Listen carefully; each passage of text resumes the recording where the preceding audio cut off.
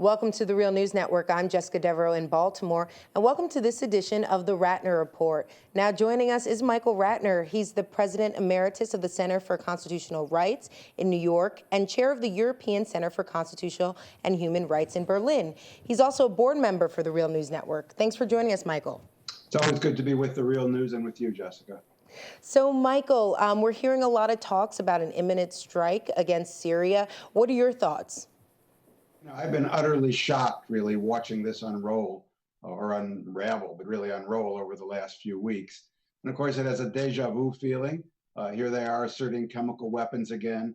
They haven't been able to prove that there's chemical weapons. They certainly haven't been able to prove that Assad has used them. And yet, we're seeing a replay of what we saw in Iraq with weapons of mass destruction, another pretext, in my view, for being able to bomb Syria.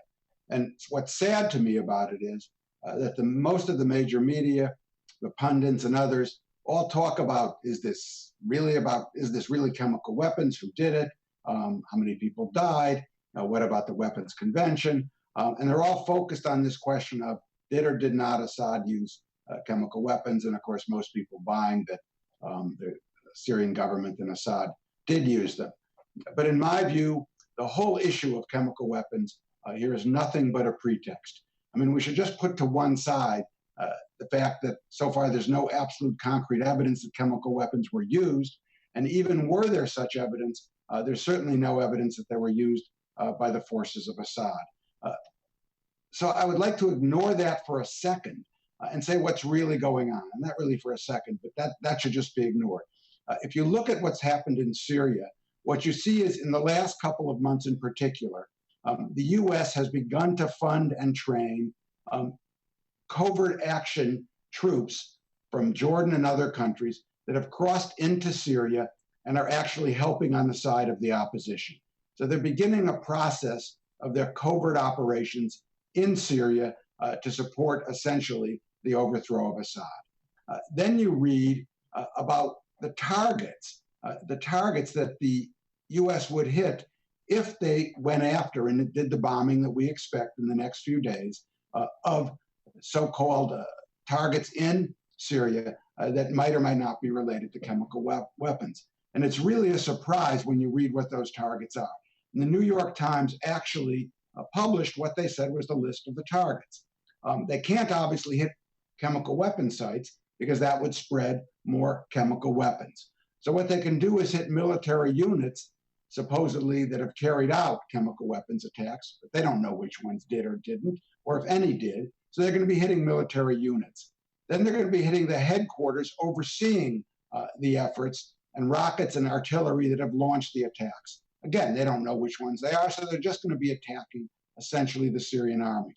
But then the article in the Times goes on to say they'll also be attacking air bases where Syria's Russian-made attack helicopters are deployed. Nothing to do with chemical weapons.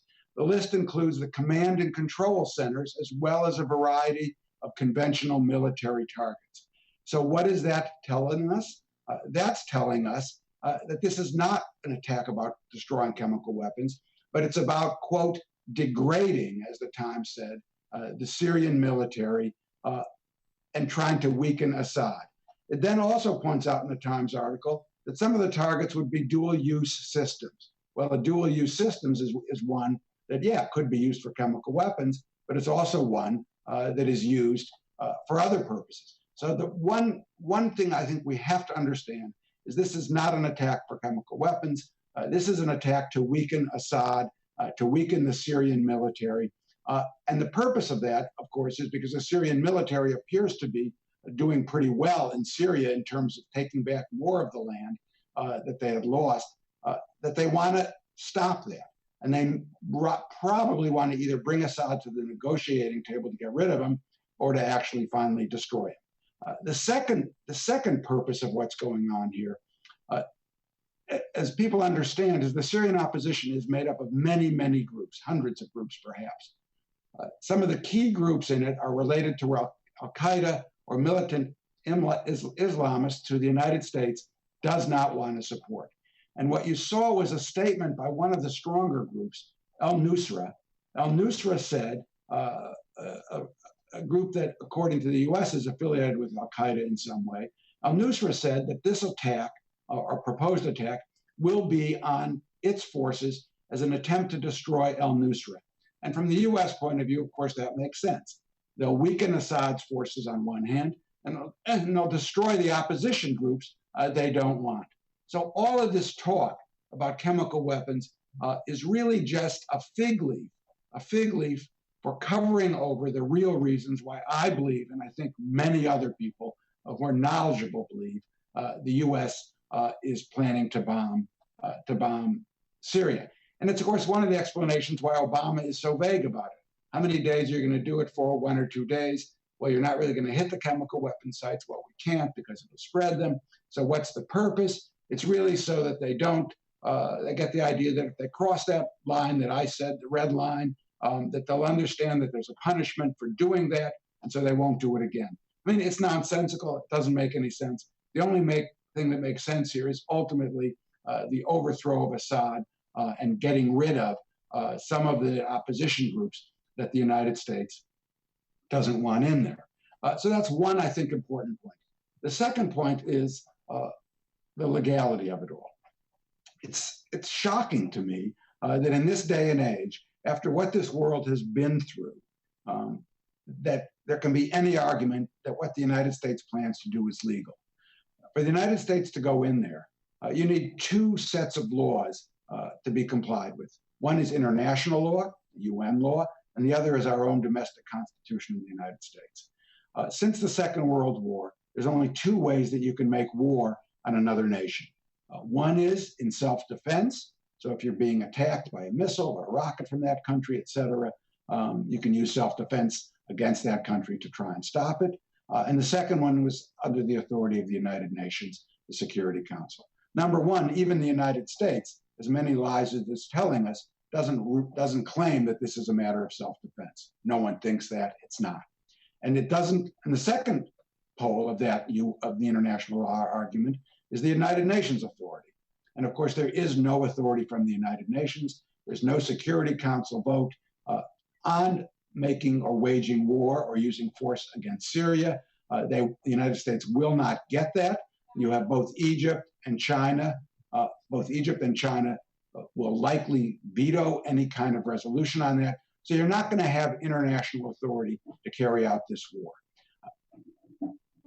In addition to that, you're not going to have U.S. constitutional authority. Under the U.S. Constitution, the president, to make war or use military force, has to get the consent of Congress. He is not planning to do so. He's not planning to do so in part because he likes having executive power to make wars wherever he wants, and in part because he may not be able to get it. At this point, there may not be sufficient support in the U.S. Congress to authorize a war or the use of force against Syria. In that sense, the wars or the use of force will be unconstitutional as well. So there's simply no legal basis for this use of force bombing of Syria. The U.S. has sort of indicated some other reasons they've given. They talk about, well, use of chemical weapons violates the Chemical Weapons Convention, other treaties, et cetera. But none of those treaties authorize the use of force on their own. You can either take a person to the International Criminal Court, you can take it to the UN and try and get enforcement, but there's no such thing as a country doing it itself under those treaties. Bogus reason. The second one, which they barely put forth, is the duty to protect, the claim that somehow that the United States has to step in to protect a population from being killed. You know, that comes up mostly in terms of genocide. I've never seen it come up in a situation like this. And the question you'd have to ask and I don't think that there's a doctrine that's really established like that.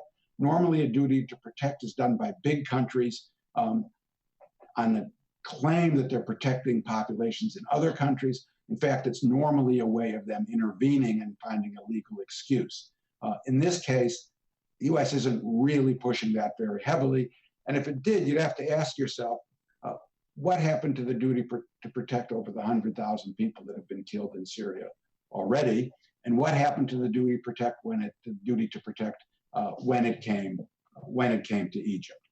So 2 big points. One, that this is not a war about chemical weapons or use of force. It's a war about the U.S. weakening Assad, getting rid of perhaps some of the opposition people the U.S. doesn't like. It has no legality whatsoever. And it has to be seen really historically and even in the last decade as what the U.S. has done in the world. The U.S. has made war in Iraq, Afghanistan, Pakistan, Yemen, Somalia, Tunisia, well, not Tunisia, but those countries in the Middle East. And it's continuing to dominate those countries with war. And this war in Syria is an extension of the U.S. domination in that part of the world. You know, what was shocking to me as I close out this section on Syria is that this week, Obama, on the steps of the Lincoln Memorial in Washington, honored Dr. Martin Luther King on the 50th anniversary of King's I Have a Dream speech.